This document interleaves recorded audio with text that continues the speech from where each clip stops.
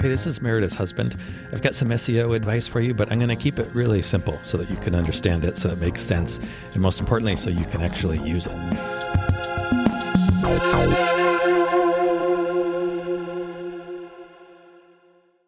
Can you hear me? We really have found the unofficial beginning to our podcast. Can you hear me? Yes, now I can hear Now you. You can hear me? I can hear you, but I can't hear me. How are you doing? I'm good. I couldn't find a button to start it with you unmuted. It just seems to do that by default. I'll show you later. Okay. I'm good. How are you doing? I'm fine. Thank you. Yeah. I'm fine. That's good. Any news about Buster today? He was barking. He just went out with Marcel. His haircut is looking really weird because I cut him while he was sitting on my lap. So we have a little work to do. All right. Yeah. I am excited though. For he probably doesn't mind. He doesn't mind it. I'm excited for today's Marcel's first agility class. Ooh. Yeah. That'll be exciting. For him, see. Maybe. I don't know. I have no idea. Maybe he'll hate it. Everything's exciting for him. He's a puppy. True.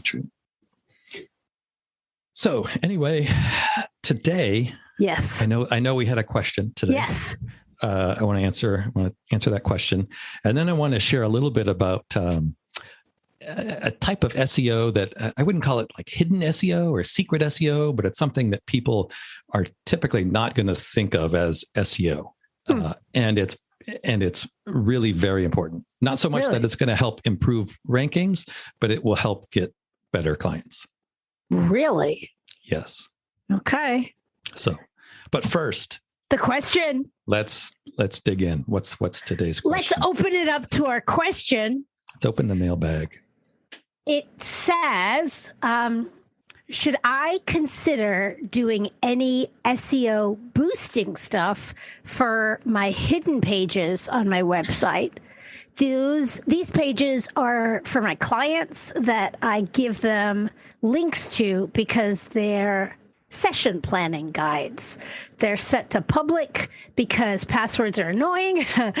I currently ignore SEO for these pages because I don't want people to come across them. Does that hurt my SEO for my website in the long run? Okay, that's a good question. Okay. I'm going to add a little bit of context to this before I give the answer, because I think it'll make a little more sense that way. So the way Google has evolved over the years is, Google writes their algorithm to rank different websites, and then SEO professionals try to find a way to find loopholes in that algorithm, and then, get their client sites ranked. And then so Google looks at what the SEOs are doing and they say, okay, these guys are trying to cheat the system. We need to write something that's going to prevent them from doing that. And so it goes back, and it's gone back and forth like that for like 20 years, probably. And so one of the things I would say, 12 years ago, 10 years ago, one thing that SEOs tried to do is they tried to use what they called doorway pages.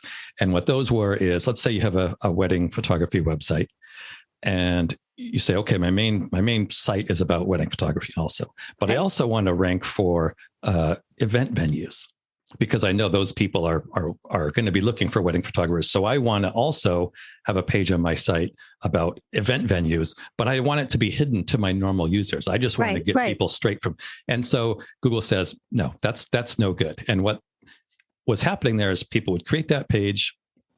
It'd be similar to this situation. It'd be a page sitting off by itself that then links into the rest of the site, but the rest of the site doesn't link to that page. Right. And so those were called doorway pages. They were a big thing with SEOs trying to, black hat SEO techniques many years ago. Wait, what? Anyway, what head? Black hat. So, black hat. Black hat. Black hat. So there's white hat and black hat. Hate. Yeah. Yes. So what black hat is Black hat is just the people trying to cheat the system, trying to find tricks to get high rankings overnight. White hat SEO is more like you're trying to do everything right for the long term. Black hat SEO is kind of dead. Like Google has really sort of closed the doors on that.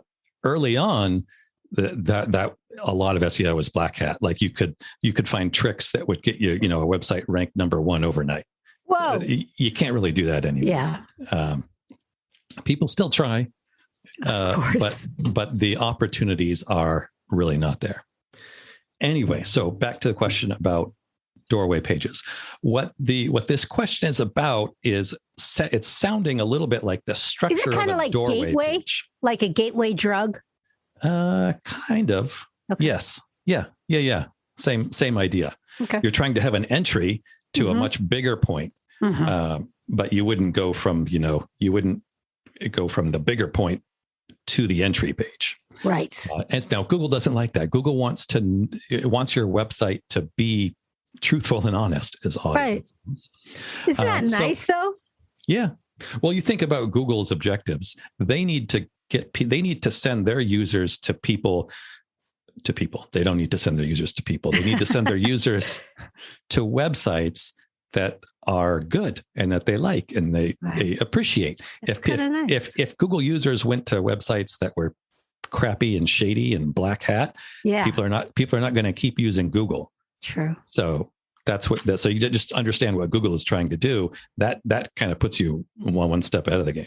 Right. But anyway, so you don't want to do things with your site that kind of appear to be like these old school techniques that have been, designated as black hat SEO. You don't want to appear to Google like you are trying to trick the system, because you can be penalized for that.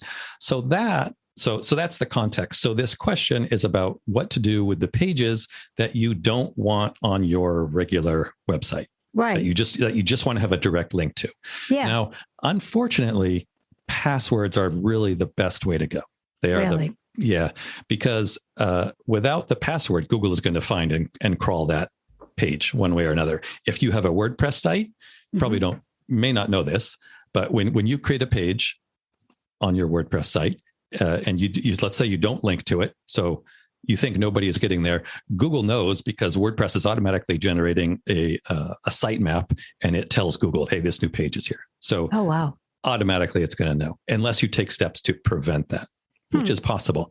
But even then, once you send that link out, even if it's just to a client, you don't know what's going to happen. You put that link in an email. Unfortunately, there's no such thing as privacy these days. Right. So emails can be scanned. They could send that link to a friend. They could put it online. That page is probably going to be indexed.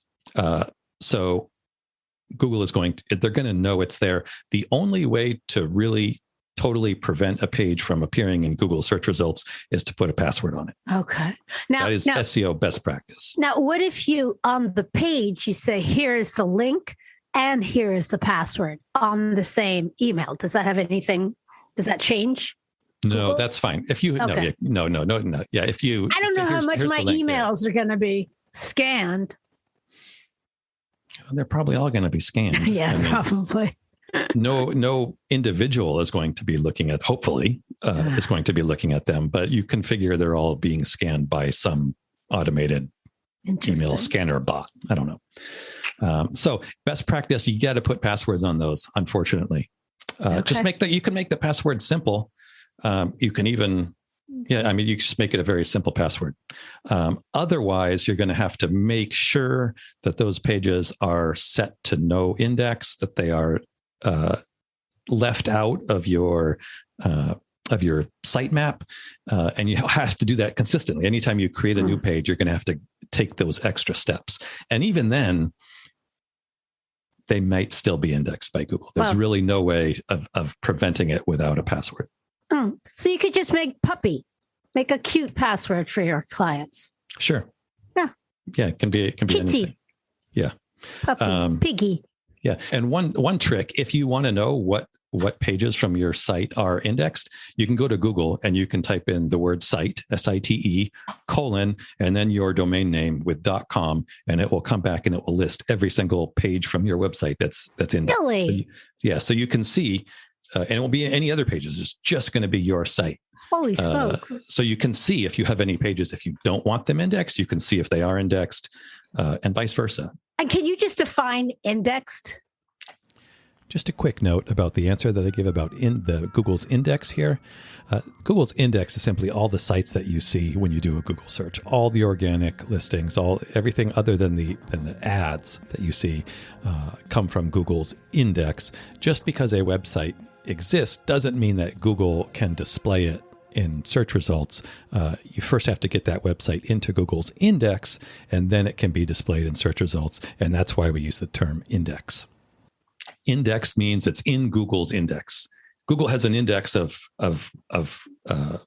websites and pages and properties. When you do a Google search and it spits back a bunch of websites, those are all websites that are in Google's index. If you're not in Google's index, you're not going to be displayed there. You're not going to show up there. Okay. Thank you. Yeah. Unfortunately, I wish I had better news, but you gotta use a password. It's okay. Good to know. The rest of this episode does have a video. If you want to watch it, I do encourage you to do that so you can see what I'm talking about, but you may not need it. If you want to listen to it and check out the video later, you can also do that. The link is in the show notes. So, hey, that's my stuff. Yeah, it's your stuff. So what I wanted to talk about this week is what I would call branded searches. So when somebody searches for your company name, like Meredith Zinner Photography. So there's only probably a few different scenarios when people are going to be searching for your company name like this. One is when people are doing their research, they're thinking of hiring you and they want to just look for reviews or just they're doing their due diligence. Those are great clients to have, right? Because they're gonna stay with you the longest. Yeah. When people are slow to hire, they're slow to fire, so to speak. If somebody does a lot of research and puts a lot of effort into making a decision to hire you, they're also going to put a lot of effort and time into making a decision if they ever decide they want to hire somebody else. So right. I would argue that these clients are, they're the ones you want, the people doing their research. Yeah. In fact, one of my early clients, this company has been over the last decade, my favorite client. The absolute ideal client. And so they hired me 10, 12 years ago.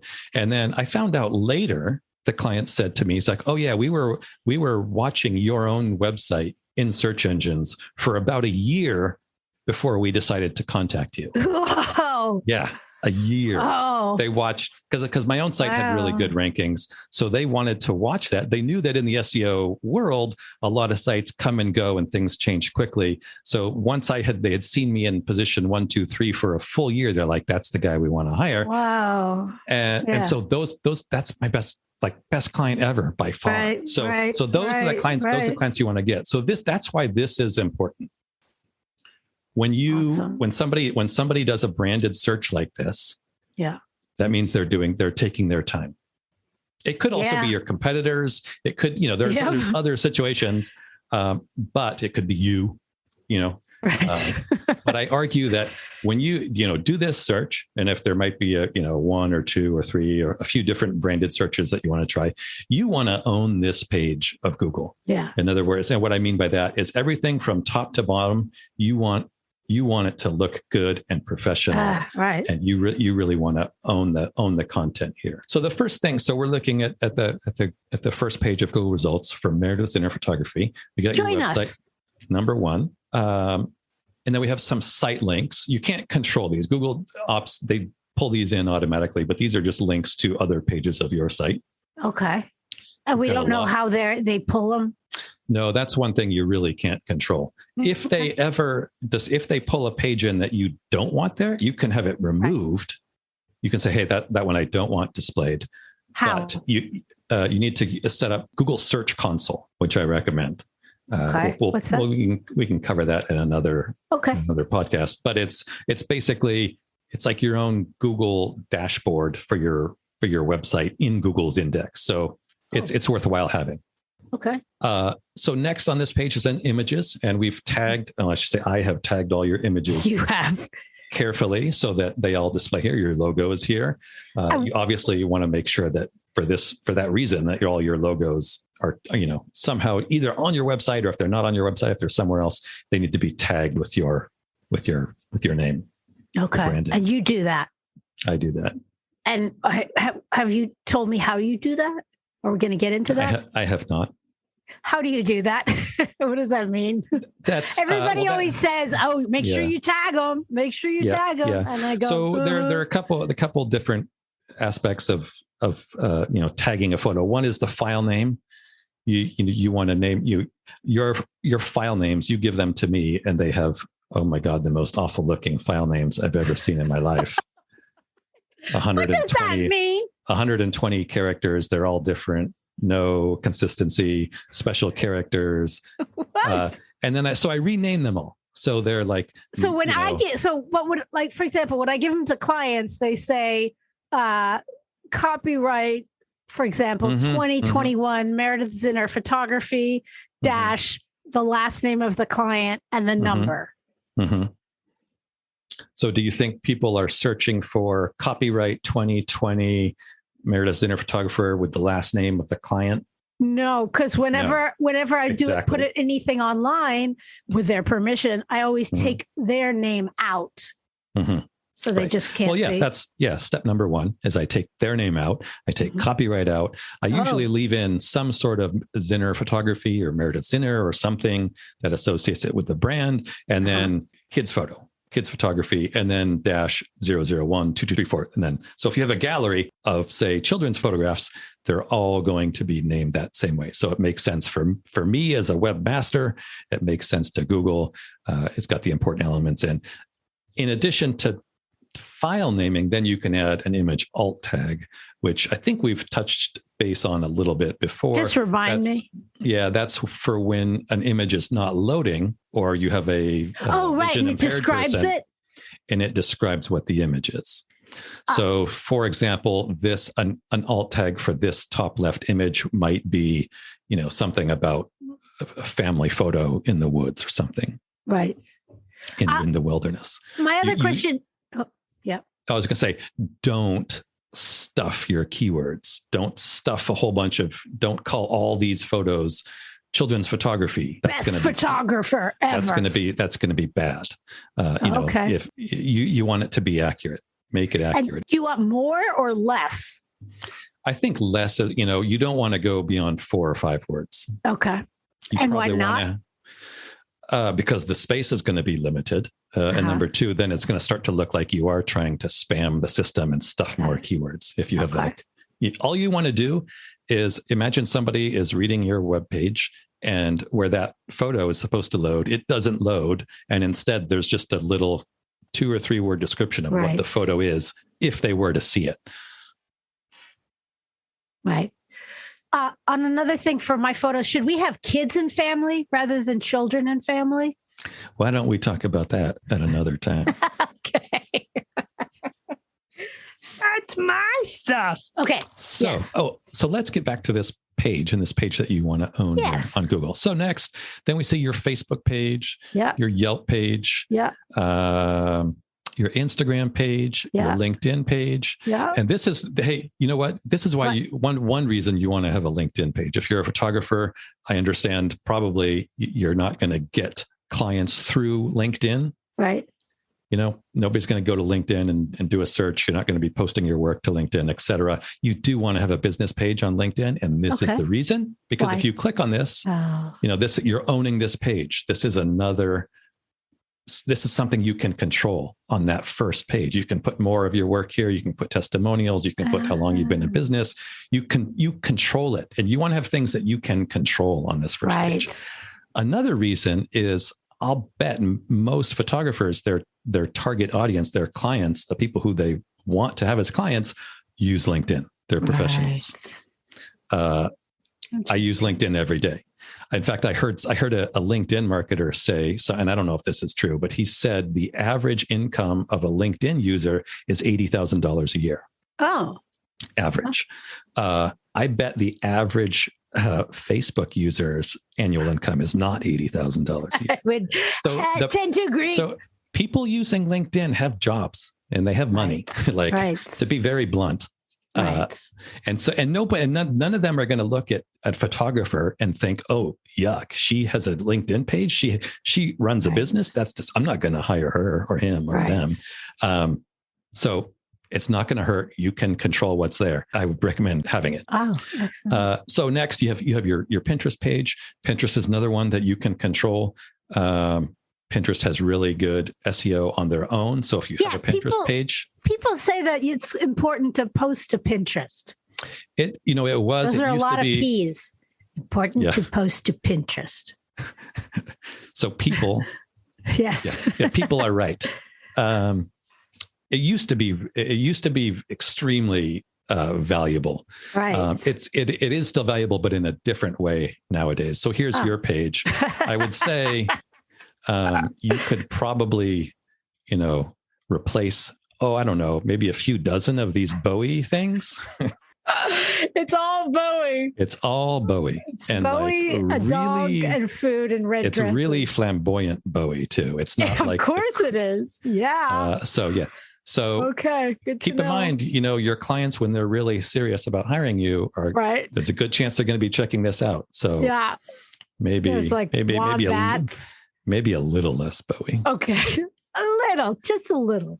And then your final one is Nextdoor. Nextdoor is becoming they're a relatively new site. What's Nextdoor? Nextdoor is, it's kind of like a Craigslist, but for not just New York City. It'd be like your neighborhood, like a few blocks. I use them. They're great. For looking at it, I was like, Nextdoor. They're great.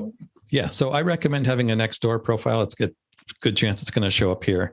Okay. And then, so that's all the organic listings. Mm-hmm. So that's good. You have control over, I think, almost all of these. Yeah. Yeah. And under Instagram now, I would see it says animal and Bowie lover. Yes. A good one. I'm consistent. Yes. So, okay. So that's good. You own all of these. If we get on to the next page, we'll start to see things that we would not want on the first page. So there's Park Slope Parents. That's another good one. But then this one, Gift Rocket, is selling Meredith Zinner coupons, gift cards. What? Yeah, exactly. You don't know these people. They're selling gift cards to your photography. Whoa, wait, can they do that? This is a bullshit site. This is some sort of scam. Yeah. But you see my point? You don't want to have sites like this on page one. So you got to own page one. So you got to set up your LinkedIn. You got to set up your Pinterest, all these others. Then you get these sites like Zoom Info that are just going to have your business info. This is not impressive. I mean, this is accurate information, but it's not impressive. You don't want to have this on page one. You want to have stuff that's impressive on page one. Right. Apollo.io. It's going to be the same thing. Giftly, another site selling gift certificates to Meredith Zinner Photography. What? Yeah. So see, Punchbug Kids. What's that? Yeah. See, so once you get into this stuff, you don't want people seeing this. So you got to own page one. So get all those properties. And you should have this taken care of. And then as a user, do a search for your own company name, go look through those listings where you see something that doesn't look too impressive. Then you have the ability to go in and change it. Right. Now, the second step for this is over here on the right.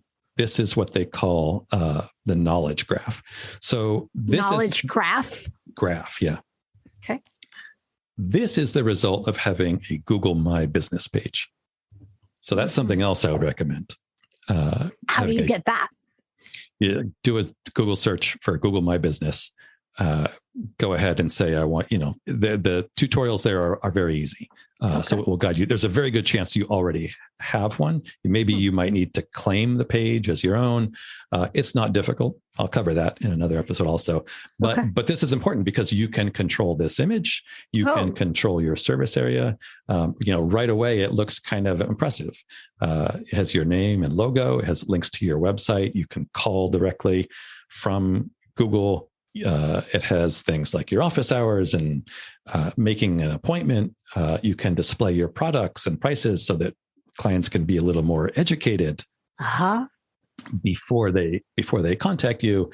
There's categories of products. There's all sorts of things here that you can do that just make you and your business look more professional and legit. And if somebody is doing a search for your brand name, that's what they're looking for. They don't want to get scammed. They're looking to hire somebody who is professional and legit. So definitely you need to set up Google My Business and pay attention to what's there. Pay attention to what you have in your profile. Yeah. And try to fill out most of it. The more information, most likely the better. The only thing that I don't like about Google My Business is down here at the very bottom. Yeah. They will give links to other searches that people make. So people who search for Meredith Zinner photography also tend to search for these other people. So this is your competition. Okay. So that's the one thing I don't like. But hey, Google is trying to please their users. Fair enough. That's what they do. So what I thought we might do is pick on Carmen again and use her as the example. Excellent. And just do a search for her name and her business name. And we will be using other photographers when, just let me know you want to be. Yeah. If you'd like us to review your website or your SEO or anything, shoot us a message and we'd be happy to do that. And where should they shoot the message to? Go to Meredith Zinner. I'm sorry, don't go to Meredith Zinner. Go to meredithhusband.com and there will be a link there somewhere where you can say, right now it's at the bottom. Scroll all the way down at the bottom, click the sign up, and you can say, yes, please review my website. It's a checkbox or something in there. And include it. Yes. Great. And we'll confirm with you before we go ahead and start. Yes. It's going to be. So anyway, Carmen has a lot of the same stuff. She's already set up her Google My Business. She's filled out all this information. Probably could put a little more on here. I would think you want to have a little more, maybe some product information, add some more photos, etc. But her, she has all the same pages: Facebook, Instagram, Nextdoor, Photo Shelter. Actually, you know what? So here's this. I'm going to take a wild guess here and say this is probably not something that she would want to have on the first page. This is probably just a random site. It looks like they've pulled just a random photo from her site. And so this is just a site. This is an example of somebody. They're trying to, this is kind of black hat technique. They're trying to build their own traffic by writing off of Carmen's name. Whoa. So that's an instance of, hey, so what I don't see here is LinkedIn. Pinterest. So Pinterest, LinkedIn, API images. Yeah. So some of these bottom ones I would say are things that, okay. So this is not our Carmen. No. Unless she was born in 1916, in which case, Carmen, you look great. No, but this is it's an obituary for somebody named Carmen Dunn. So this is my point. So get a LinkedIn page, get a Pinterest page, get those set up. They're probably going to replace these on the first page of Google and push these other ones off, push them down onto page 2. And on page 2, nobody's ever going to see. So, right. Good to know. Yeah, that's helpful because like I said, when people are doing this level of research, which they should. I'm not going to tell anyone to do. But. Those are the people you want who are putting thought into their decision. You don't want somebody who's just doing a search for children's photography. Click on the first link and call. Right. Like those are not going to be the clients that stick with you. You want clients who are putting some time and thought into choosing you as a photographer. Yeah. That's great. Thank you. That's a good one. All right. I hope that helped, Carmen. I hope you like that. Great. All right. Thank you. That's good. I learned a lot. Good. Bye. See you at dinner. Okay. Love you. Love you. Bye.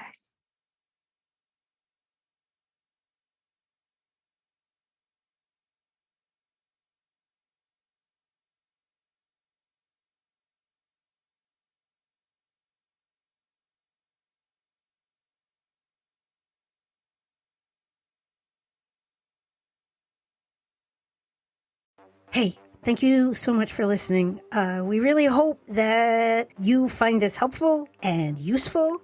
And if you do, what you could do for us as a thanks would be to, drumroll please, yes, leave a review. Yes, everybody says it, I know, but it really does make a difference. Take 3 seconds, leave as many stars, say something really nice about what you like about the podcast and maybe why other people would like it. It would mean the world to us, especially my husband. That better? All right, I'm going to try one where I'm not going to be charming.